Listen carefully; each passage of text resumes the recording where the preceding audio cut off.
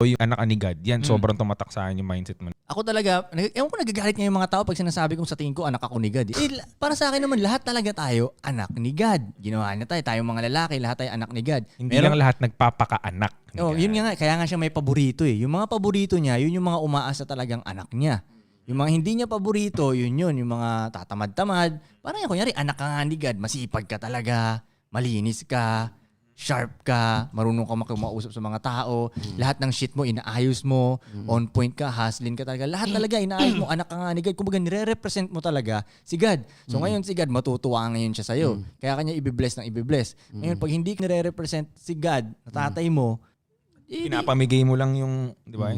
Pinapamigay mo lang lagi yung... pati yung edits mo, parang yan, kung kani-kanino mo lang binibigay yung edits mo, hindi siya gawain ng anak ni God. Oh, yun mismo. Kasi kung anak ka ni God, medyo mahirap makuha yung edits mo. Anak ka ni God eh.